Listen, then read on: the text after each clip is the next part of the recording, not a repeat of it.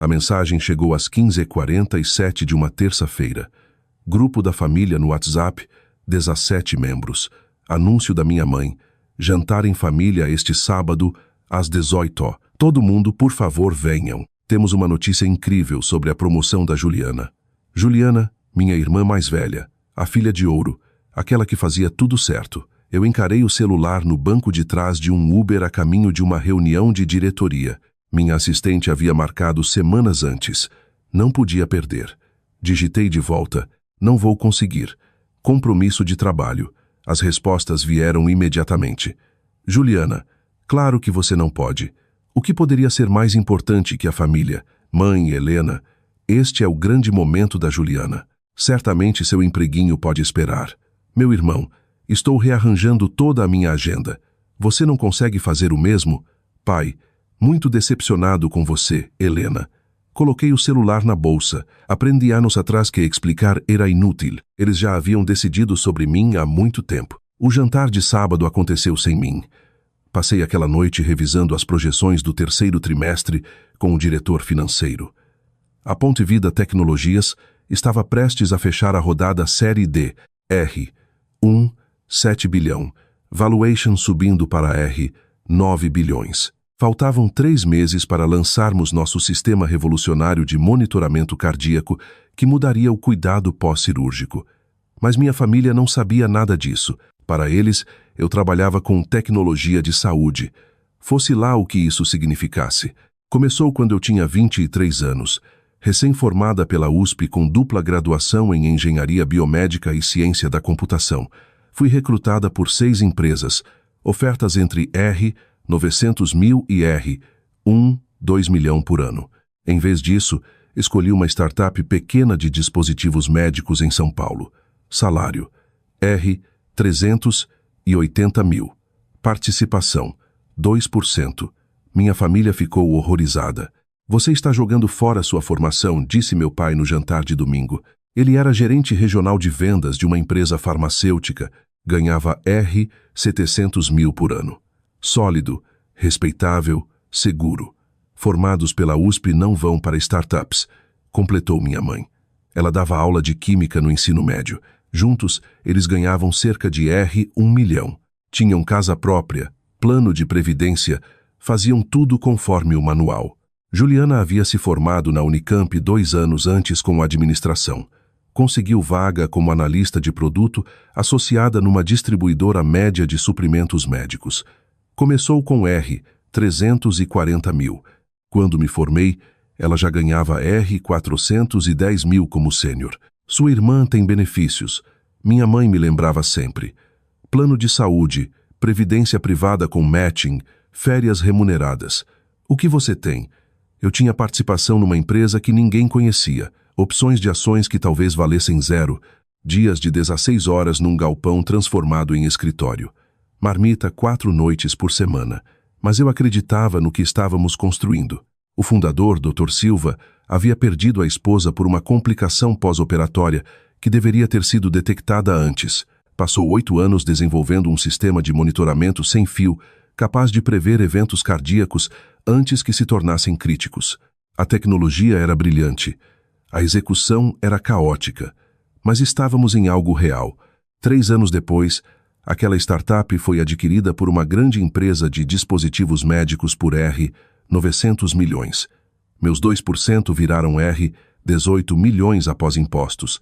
Eu tinha 26 anos. Não contei nada para a família. Eles souberam que mudei de emprego, mas acharam que era só mais um movimento lateral na minha carreira instável. Juliana tinha acabado de ser promovida a gerente de produto. Salário, R, 480 mil. Minha mãe fez uma festa, convidou 37 parentes. Usei o dinheiro da aquisição para fundar a Ponte Vida Tecnologias com 2 ex-colegas. Identificamos uma lacuna enorme no monitoramento remoto de pacientes. Hospitais perdiam pacientes por complicações evitáveis, porque o monitoramento contínuo acabava quando eles voltavam para casa. Criamos um sistema com IA que detectava mudanças sutis no ritmo cardíaco, pressão arterial e níveis de oxigênio. Nossos algoritmos conseguiam prever infartos, AVCs e embolias pulmonares em média 40 e 7 horas antes dos sintomas tradicionais. Começamos no meu apartamento. 3 fundadores, dormindo 4 horas por noite, vivendo de pizza e ambição. 2 anos depois, tivemos a aprovação da Anvisa para o primeiro dispositivo. 4 anos depois, contratos com 147 hospitais em 18 estados. 6 anos depois, 412 funcionários, 900 milhões em receita anual e fundos de venture capital, brigando para investir na rodada Série D. Mas nos jantares de família, quando perguntavam o que eu fazia, eu respondia: trabalho com tecnologia de saúde. E minha família assentia educadamente e mudava de assunto para algo mais interessante, como o novo cargo do meu irmão como gerente de operações numa empresa de logística, ou a última conquista da Juliana, gerente sênior de produto. Salário, 590 mil. O jantar que perdi foi exatamente como eu esperava. Minha prima Rachel me mandou fotos depois. Juliana de pé na sala dos meus pais, taça de espumante na mão, fazendo o anúncio. Tinha sido promovida a diretora de estratégia de produto. Salário, 710 mil. Primeira vez que alguém da família imediata passava de 700 mil. Estamos tão orgulhosos de você, dizia minha mãe na foto, braço em volta dos ombros dela. Meu pai erguia a taça. A nossa filha bem-sucedida. Meu irmão postou no Instagram, irmã arrasando no mundo corporativo. Alguns de nós estão fazendo acontecer. A legenda parecia dirigida a mim. Dei like e segui em frente. 3 semanas depois, outro jantar de família. Dessa vez eu consegui ir. Domingo às 17h. Cheguei 15 minutos atrasada porque uma chamada de crise com o principal investidor se estendeu. Estávamos finalizando os termos da Série D. Passei 90 minutos no Zoom negociando o valuation. Entrei na casa dos meus pais de jeans e suéter. Juliana estava em traje business casual, blazer, calça passada. Parecia que tinha vindo do escritório mesmo sendo domingo. Legal você ter aparecido, disse ela quando entrei na cozinha. Trânsito estava ruim, menti. De onde? Você não trabalha de casa? Tive uma reunião. No domingo, ela ergueu as sobrancelhas. Deve ser importante. Minha mãe chamou para a mesa. Assado, purê de batata, a mesma refeição que fazia havia 23 anos. Sentamos. Meu pai fez a oração. Comemos. Então, Helena, disse meu irmão depois de 10 minutos de conversa fiada, o que exatamente você faz? Tipo, no dia a dia? Já tinham me feito essa pergunta 17 vezes ao longo dos anos. Minha resposta era sempre a mesma. Trabalho com sistemas de monitoramento médico, integração de software e hardware, análise de dados de pacientes. Isso parece bem técnico, disse minha mãe num tom que significava que ela não fazia ideia do que eu falava e não queria aprender. Respondi. Você gerencia alguém? Perguntou meu irmão. Eu gerenciava 412 funcionários. Tinha 7 relatórios diretos, incluindo CTO, CFO e VP de operações clínicas. Algumas pessoas, respondi. Algumas? Juliana riu. Que fofo. Eu gerencio 15 pessoas agora. Responsabilidade plena de PL, orçamento de 235 milhões. É intenso. Isso é impressionante, eu disse e falei sério. Juliana era boa no que fazia. Trabalhava duro. Merecia o sucesso. Qual é o seu orçamento? Meu irmão me perguntou. Eu não trabalho realmente com orçamentos. Respondi, o que era tecnicamente verdade. Eu não trabalhava com orçamentos. Eu aprovava eles. Nosso orçamento operacional do ano era de 480 milhões. Então você é mais do lado técnico, disse meu pai. Não é realmente da trilha de gestão. Algo assim, respondi. Juliana tomou um gole de vinho. Não tem nada de errado em ser contribuidor individual, Helena. Nem todo mundo consegue lidar com responsabilidades de liderança. Cortei meu assado e não disse nada. Quanto você está ganhando hoje em dia? Perguntou meu irmão. Se não se importa de eu perguntar. Eu me importava, mas a pergunta ficou no ar. O suficiente, respondi. Ela deve ganhar uns 450 mil, 500 mil, arriscou Juliana. Empregos de tech pagam bem, mas sem responsabilidade gerencial tem um teto. Estou confortável, respondi. Meu salário era 4 milhão, mais equity, mais bônus. Meu patrimônio líquido era de aproximadamente 235 milhões entre o ganho da aquisição, minha participação na Ponte Vida e investimentos. Mas eles não pediram detalhes, e eu não ofereci. Bem, só estou orgulhosa que alguém nesta família finalmente entrou nos 6 dígitos, disse minha mãe radiante para Juliana. Seu pai e eu nunca conseguimos isso nem somando nossos salários. É uma conquista enorme, concordou meu pai. Diretora aos 32 anos. Isso é excepcional. Juliana sorriu. Trabalhei muito duro. Isso aparece, eu disse baixinho. Depois do jantar, fomos para a sala. Café e torta. Minha mãe trouxe os álbuns de fotos. Imagens da formatura da Juliana, do primeiro apartamento dela, da festa de promoção do mês passado. Você tem alguma foto do trabalho, Helena? Perguntou minha mãe. Como é seu escritório? É bonito, respondi. Bem padrão de empresa de tech. Plano aberto? Perguntou meu irmão. Ouvi dizer que empresas de tech fazem isso. Deve ser distraído. Temos uma mistura, respondi. Escritórios privativos para os senhores. Espaços colaborativos para as equipes. Você tem escritório próprio? Perguntou Juliana. Tenho. Que surpresa para alguém sem relatórios diretos, disse ela. Deve ser bom. Eu tinha um escritório de canto no 8º andar do nosso prédio no centro de São Paulo.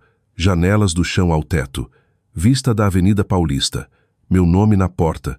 E no diretório do prédio, Helena Vargas, CEO e cofundadora.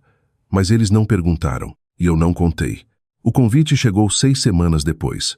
Summit de Inovação em Tecnologia Médica, Centro de Convenções de São Paulo, 15 a 17 de março. 3 dias de palestras, painéis e networking. O principal evento para executivos de tecnologia médica do país. Minha assistente encaminhou para mim. Você está escalada para a palestra de abertura no dia 16 às 9. Esperam 2.000 participantes. Eu já tinha falado no Summit 2 vezes antes. Uma como painelista há 4 anos, outra como keynote há 3. Este ano queriam que eu fizesse o discurso de abertura de toda a conferência. O tema: Revolucionando o cuidado ao paciente por meio de tecnologia preditiva. Meu discurso já estava pronto. 45 minutos sobre como a Ponte Vida havia reduzido as taxas de mortalidade pós-operatória em 34% nos hospitais que usavam nossos sistemas. Como nossa IA havia salvado 2.847 vidas nos últimos 18 meses, como estávamos expandindo para cuidado domiciliar, centros de reabilitação e casas de repouso. Confirmei presença. 2 semanas antes da conferência, outra mensagem no grupo da família. Juliana, adivinha? Minha empresa vai me mandar para o Summit em São Paulo. Tudo pago. Isso é enorme para minha carreira. Mãe, que maravilha. O que é o Summit? Juliana, só a conferência mais importante de tecnologia médica do país. Executivos grandes, líderes da indústria, lançamentos de produtos. Vou como parte da equipe de desenvolvimento de negócios para explorar novas parcerias com fornecedores. Meu irmão, chique. Você vai conhecer alguém famoso? Juliana, provavelmente. Ano passado o keynote foi de uma grande multinacional. Este ano ouvi que é alguém de uma startup de bilhões. Essas pessoas são de outro nível. Meu celular vibrou na minha mão. Eu encarei as mensagens. Juliana ia ao Summit. Estaria na plateia. Do meu keynote, eu poderia ter contado ali mesmo. Poderia ter dito, é a minha conferência. Eu vou falar lá. Em vez disso, digitei, divirta-se. Parece uma ótima oportunidade. Juliana, obrigada. Pelo menos alguém nesta família fica feliz por mim. Helena nem respondeu. Olhei para minha mensagem anterior, enviada 3 segundos antes. Coloquei o celular de lado e voltei ao trabalho. O dia 16 de março chegou frio e cinzento. Cheguei a São Paulo na noite anterior. Fiquei no hotel do evento, quarto no 18º andar. Vista para o Parque Ibirapuera. Os organizadores mandaram uma cesta de presentes. Chocolate, vinho, um bilhete escrito à mão. Obrigada por inspirar nossa indústria. Pedi room service e revisei a apresentação uma última vez. 2.000 pessoas, incluindo minha irmã. Pensei em mandar mensagem para ela, marcar um café, explicar antes que ela descobrisse na frente de todo mundo. Mas algo me impediu. Talvez fossem os anos de comentários de que tecnologia de saúde não é emprego de verdade. Talvez a comparação constante com a carreira real dela. Talvez a suposição de que eu era uma técnica de nível médio sem experiência gerencial e teto salarial de R$ 500 mil, ou talvez eu só estivesse cansada de explicar para pessoas que já haviam decidido quem eu era. Dormi às 23. Acordei às 6. Banho, cabelo, maquiagem. Vesti um terninho azul marinho. Caro, sob medida. O tipo que se usa quando vai subir no palco na frente de 2.000 pessoas e contar como sua empresa está mudando a medicina. Às 7h30 desci para o nível da conferência. O salão principal era enorme. Fileiras de cadeiras até o fundo. Palco com tela de 6 metros. Câmeras, iluminação. A equipe técnica fazia os últimos ajustes. Sraura Vargas. A diretora da conferência veio correndo. Estamos muito animados. Sua sala de preparação está pronta. Podemos trazer algo? Água. Estou bem, respondi. Começamos a acomodar às 8h15. Sua introdução começa às 8h58. Você sobe ao palco às 9. Tudo bem? Perfeito. Fui para a sala de preparação. Espaço privativo nos bastidores. Sofá de couro. Estação de café. Um monitor mostrava o salão enchendo.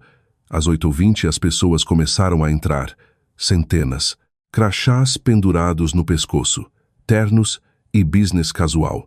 Sentavam, conversavam, olhavam o celular. Às 8h35 eu a vi. Fileira 7, assento 12. Juliana, vestido bordô e blazer. Cabelo impecável. Estava com 4 colegas, todos com crachás iguais da empresa. Ria, animada, excitada por estar ali.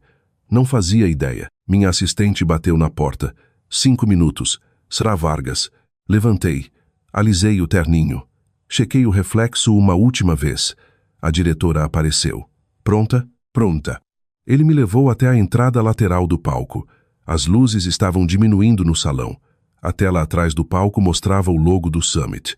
Uma voz soou nos alto-falantes. Bom dia e bem-vindos ao Summit de Inovação em Tecnologia Médica. Temos um programa incrível para vocês nos próximos 3 dias. Para abrir nossa conferência, temos a honra de receber uma líder que transformou fundamentalmente a forma como os hospitais monitoram e protegem seus pacientes. Assisti da lateral. Minha foto apareceu. Headshot profissional. Abaixo. Helena Vargas, CEO e cofundadora da Ponte Vida Tecnologias.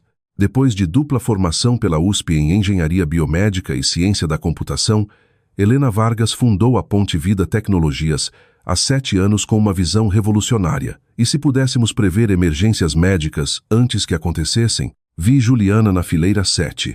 Ela olhava para a tela, depois para o programa, depois de novo para a tela.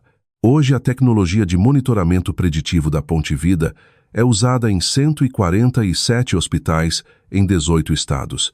Seus sistemas com IA salvaram cerca de 2.847 vidas ao detectar eventos cardíacos, AVCs e complicações pulmonares em média 47 horas antes dos sintomas tradicionais. A boca de Juliana estava aberta. Ela se virou para a colega ao lado, apontou para a tela, apontou para o programa. Mês passado, a Ponte Vida fechou sua rodada Série D, com valuation de R$ 9 bilhões.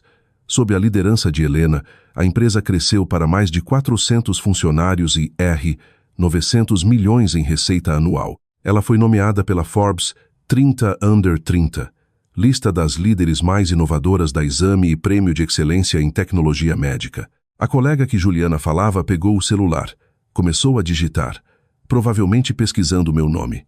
Por favor, juntem-se a mim para receber no palco. Helena Vargas, CEO da Ponte Vida Tecnologias. Os aplausos começaram. Saí para o palco. As luzes eram fortes. A plateia era um mar de rostos. Os flashes das câmeras dificultavam ver as pessoas individualmente. Mas eu conseguia ver a fileira 7. Juliana estava de pé. Todo mundo estava de pé. 2.000 pessoas de pé, aplaudindo. O rosto de Juliana estava branco, completamente sem cor. A boca ainda aberta. As mãos paralisadas no meio do aplauso. Cheguei ao púlpito. Os aplausos continuaram. 30 segundos. 45 segundos. Sorri. Assenti. Fiz um pequeno aceno. Finalmente a sala se acalmou. As pessoas sentaram. Olhei para a fileira 7. Juliana sentou devagar. Mecanicamente. como se alguém a tivesse empurrado para baixo. Comecei meu discurso. 7 anos atrás, meus cofundadores e eu estávamos sentados no meu apartamento em São Paulo, comendo nossa 4ª pizza da semana, falando sobre um problema que não nos deixava dormir. Falei por 43 minutos. Contei sobre o Dr. Silva perdendo a esposa, sobre as complicações evitáveis que matam milhares de brasileiros todo ano, sobre os sensores sem fio que desenvolvemos capazes de detectar microalterações no ritmo cardíaco, sobre os algoritmos de machine learning que analisavam 10.000 pontos de dados por segundo e identificavam padrões invisíveis para médicos humanos. Mostrei dados, gráficos, estatísticas. Hospitais usando a Ponte Vida viram mortalidade pós-operatória cair 34%, taxas de readmissão caírem 28%, scores de satisfação dos pacientes subirem 41%. Contei sobre Dona Maria, uma avó de 67 anos em Belo Horizonte que fez cirurgia de vesícula rotineira. Nosso sistema detectou batimento irregular 41 horas antes de um AVC grave. O hospital interveio. Ela voltou para casa 3 dias depois e conheceu o primeiro bisneto. Contei sobre o professor de 54 anos em Curitiba que fez cirurgia de joelho. Nosso sistema captou uma embolia pulmonar em desenvolvimento 38 horas antes. O tratamento foi simples. A alternativa teria sido fatal. 2.847 histórias assim. 2.847 vidas. A plateia estava em silêncio, ouvindo. Terminei com nossa visão de futuro. Expandir para cuidado domiciliar, reabilitação, casas de repouso, levando essa tecnologia para pacientes em todo lugar, não só em hospitais. Começamos a Ponte Vida porque acreditávamos numa coisa simples. A tecnologia deve servir à humanidade. Os dados devem salvar vidas e a inovação deve ser medida não em reais, mas no número de pessoas que conseguem voltar para suas famílias. Parei. Obrigada. Os aplausos foram imediatos, trovejantes. Todo mundo se levantou de novo. Olhei para a fileira 7. Juliana estava de pé, mas não aplaudia. Só olhava para mim. Seus colegas aplaudiam com entusiasmo. A mulher ao lado dela se inclinou e disse algo. Juliana assentiu, mas não respondeu. A diretora voltou ao palco. Obrigada, Helena. Temos tempo para algumas perguntas. Mãos se levantaram pelo salão. 20 minutos de quê? Perguntas sobre nossa tecnologia, nosso funding, planos de expansão, estratégia de parcerias. Uma mulher na fileira 12 se levantou. Sra. Vargas, sua empresa está claramente posicionada para crescimento significativo. Vocês estão considerando um IPO. Estamos explorando todas as opções. Respondi com cuidado. Nosso foco agora é entregar valor aos pacientes e aos provedores de saúde. Quando for o momento certo para um IPO, decidiremos com base no que melhor serve nossa missão. Mais perguntas, mais respostas. Finalmente a diretora encerrou. Vamos dar mais uma rodada de aplausos para Helena Vargas. Eles se levantaram de novo. Acenei, sorri, saí do palco. Nos bastidores, a diretora estava radiante. Incrível. Absolutamente incrível. Já estamos recebendo tweets sobre isso. Você está trending no Twitter de Saúde Tech. Fico feliz que tenha corrido bem, eu disse. A recepção de networking é às 11h. Adoraríamos ter você lá. E temos entrevistas com a imprensa às 14h, se estiver disponível. Estarei nos 2, respondi. Minha assistente apareceu com meu celular. 17 mensagens. 3 do CFO sobre a cobertura da imprensa, 2 da VP de comunicação sobre pedidos de entrevista, 5 de investidores e board parabenizando e 7 do grupo da família. Abri o grupo. Meu irmão. Helena, você é CEO de uma empresa de bilhões? Mãe. Helena, isso é verdade? É realmente você que acabou de falar? Pai. Não tínhamos ideia. Meu irmão. Juliana acabou de me mandar um vídeo. É definitivamente você no palco. Mãe. Por que você não contou? Meu irmão. Isso é loucura. Você ficou nos jantares deixando a gente falar dos nossos empregos tipo, uau! Não havia mensagens de Juliana. Guardei o celular. A recepção de networking estava no salão principal de exposição. Centenas de pessoas, estandes, mesas de coquetel. Fui imediatamente cercada por executivos, investidores e jornalistas. Sra. Vargas, sou da Exame Saúde. Podemos ter 5 minutos? Helena, Adoraríamos discutir uma possível parceria com nossa rede hospitalar. Acompanho a Ponte Vida há 2 anos. Sua apresentação foi fenomenal. Trabalhei o salão, sorri, apertei mãos, troquei cartões, tive a mesma conversa 40 vezes. Às 11h47 vi Juliana. Ela estava perto do estande da Ponte Vida. Nosso time de marketing havia montado uma exposição. Fotos da tecnologia, monitores mostrando nossa interface, depoimentos de administradores hospitalares. Ela lia um dos depoimentos. Fui até lá. Oi, Juliana. Ela se virou. O rosto ainda pálido. Helena, a voz estava neutra. Então é isso que você faz? Sim. Você é CEO de uma empresa de bilhões. 9 bilhões, eu disse, na última valuation. Ela piscou. E você nunca mencionou isso. Nem uma vez. Nem em nenhum jantar de família. Nem quando a mãe perguntava do seu trabalho. Nem quando meu irmão perguntava do seu orçamento. Eu mencionei, respondi calmamente. Disse que trabalho com tecnologia de saúde. Você disse que trabalha com tecnologia de saúde. Não que dirige uma empresa de tecnologia de saúde. Não que você é. Ela gesticulou para o estande. Para a conferência. Para tudo isso. Você nunca perguntou, eu disse. O rosto dela corou. Eu nunca perguntei. Helena, falávamos de carreira o tempo todo. Você ficava sentada nos jantares enquanto a gente discutia nossos empregos. Enquanto eu falava de gerenciar 15 pessoas e meu salário de 710 mil e minha, ela parou. Você deixou a gente pensar que era uma técnica de nível médio. Eu nunca disse isso. Você nunca nos corrigiu. As pessoas estavam começando a olhar. Baixei a voz. Juliana, toda vez que tentei falar do meu trabalho, você mudava de assunto. Toda vez que alguém perguntava o que eu fazia, você respondia por mim. Tecnologia de saúde, naquele tom desdenhoso, como se não fosse emprego de verdade. Porque eu não sabia. A voz dela falhou. Se você tivesse simplesmente contado, você teria acreditado, perguntei baixinho. Se eu tivesse dito, sou o CEO de uma empresa avaliada em 9 bilhões, você teria acreditado, ou teria achado que eu estava exagerando, delirando, tentando superar sua promoção à diretora. Ela abriu a boca, fechou. Eu não contei, eu disse, porque não precisava que vocês soubessem. Meu trabalho fala por si. Minha empresa tem sucesso ou fracassa pelo que construímos, não por minha família entender o que faço. Isso não é justo. Ela sussurrou. Somos sua família. Você tem razão, eu disse. São, e eu amo vocês. Mas vocês passaram 7 anos assumindo o pior sobre minha carreira sem nunca pedir detalhes. Passaram 7 anos comparando suas conquistas com o que achavam que eram meus fracassos, e nunca consideraram que talvez eu estivesse indo bem. Os olhos dela estavam molhados. Eu não quis. Eu sei que não, eu disse gentilmente. Mas aconteceu mesmo assim. Um homem de terno se aproximou. Saró Vargas. Sou da Fleury. Adoraríamos discutir uma possível conversa de aquisição. Claro, respondi.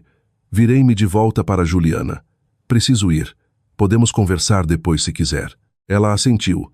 Não disse nada. Fui embora discutir uma possível oferta de aquisição de 15 bilhões. O resto da conferência foi um borrão. Painéis, reuniões, entrevistas, networking. Apertei 200 mãos. Tive 150 conversas. Assinei 12 NDAs para possíveis parcerias. Juliana e seus colegas participaram de várias sessões. Vi eles na plateia de um painel que moderei na sexta à tarde. Ela não se aproximou. Sexta à noite, voei de volta para São Paulo. Meu celular vibrou durante o voo. Grupo da família. Mãe, Helena, gostaríamos de conversar. Você consegue vir no jantar de domingo? Encarei a mensagem por muito tempo. Finalmente digitei. Consigo domingo às 17h. O jantar de domingo foi desconfortável. Cheguei exatamente no horário. Todo mundo já estava lá. Juliana, meu irmão, pai, mãe. Sentamos à mesa. Sem assado dessa vez, minha mãe pediu comida italiana do restaurante que frequentávamos em ocasiões especiais. Então, começou meu pai. Todos nós conversamos e devemos um pedido de desculpas. Não disse nada. Não fazíamos ideia do que você conquistou, continuou minha mãe. Se tivéssemos sabido, vocês teriam me tratado diferente? Perguntei. Silêncio. Esse é o problema, eu disse baixinho. Minhas conquistas não deveriam determinar se vocês me respeitam, se levam minha carreira a sério, se me incluem nas celebrações de família. Nós sempre incluímos você, protestou meu irmão. Vocês me desconvocaram do jantar de promoção da Juliana. Eu disse.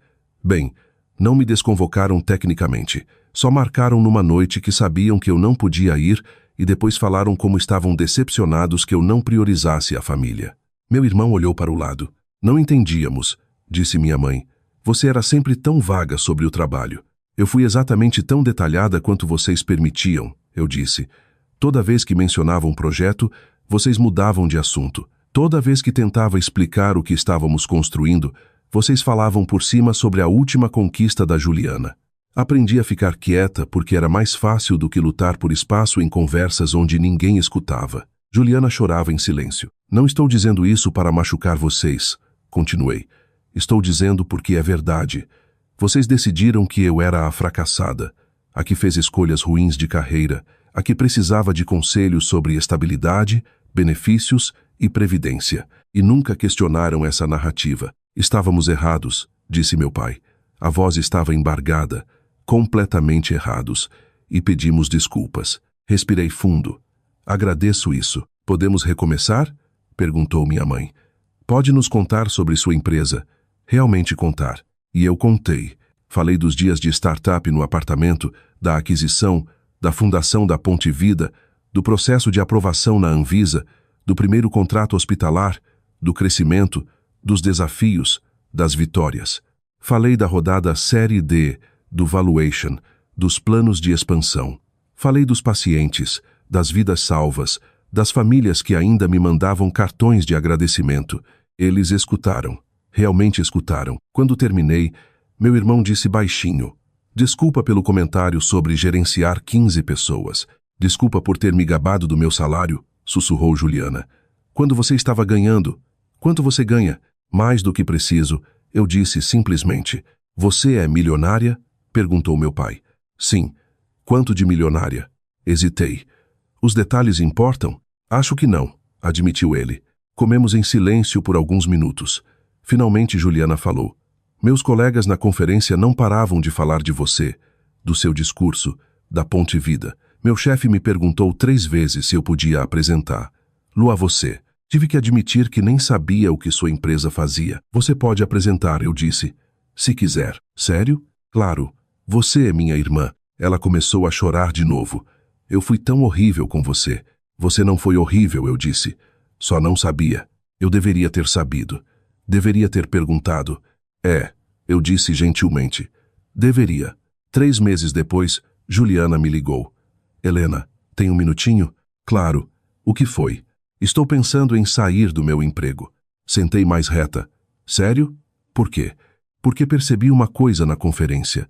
Estava tão focada em subir a escada numa empresa que não pensei se era a escada certa, se levava a algum lugar que eu realmente quero ir. Onde você quer ir? Ainda não sei, admitiu. Mas quero descobrir.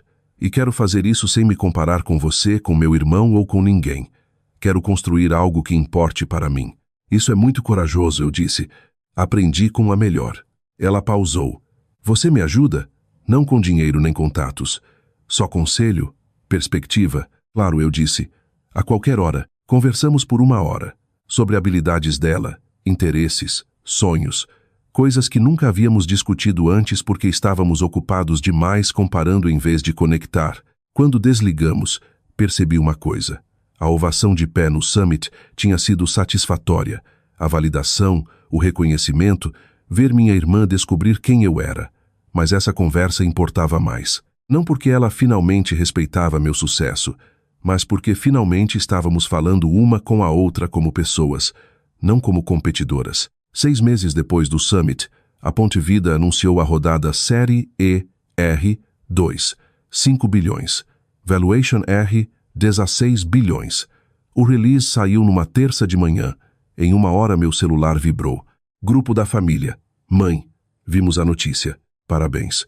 Pai, muito orgulhosa de você, filha. Meu irmão, caramba, Helena. R, 16 bilhões. E então Juliana, nem um pouco surpresa. Você é incrível. Sorri e respondi. Obrigada a todos. Animada com o que vem pela frente. Porque essa era a coisa sobre o sucesso. Não era sobre validação. Não era sobre provar que os outros estavam errados. Não era sobre ovação de pé, nem releases, nem valuations. Era sobre construir algo que importasse. Salvar vidas, gerar empregos, impulsionar a tecnologia. O resto era só ruído. Minha família entendia isso agora. Finalmente. E isso fazia toda a diferença. 2 anos depois, a Ponte Vida foi a público. Dia do IPO. B3. Abertura AR 210 por ação. No fechamento, R 335. Market Cap R 44, 5 bilhões. Minha família voou para São Paulo para a cerimônia. Pai, meu irmão, Juliana, ficaram no chão de pregão comigo. Vestiram camisetas da Ponte Vida. Sorriram para as câmeras. Quando toquei o sino, eles vibraram mais alto que todo mundo. Depois fomos jantar num restaurante em Vila Madalena. Caro, celebratório. O tipo de lugar que nunca frequentávamos quando eu crescia. Isso é incrível, disse minha mãe olhando ao redor. Não acredito que essa é nossa vida agora. Não é a vida de vocês, eu disse gentilmente. É a minha. Vocês são bem-vindos para visitar. Mas é minha. Ela piscou. Depois assentiu. Você tem razão. Desculpa. Quis dizer que estou orgulhosa de ver você realizando seus sonhos. Obrigada, eu disse. Isso significa muito. Juliana ergueu a taça. A Helena, que nunca precisou que a gente acreditasse nela, mas fico feliz que finalmente acreditamos. A Helena, ecoaram todos. Brindamos. Olhei ao redor da mesa para minha família. Imperfeita, complicada, mas minha. As segundas chances, eu disse baixinho. Bebemos. E pela primeira vez em anos, senti que finalmente estávamos na mesma página. Não porque entendessem o que eu fazia, não porque respeitassem meu sucesso, mas porque aprenderam a fazer perguntas em vez de fazer suposições. Isso era suficiente. Isso era tudo.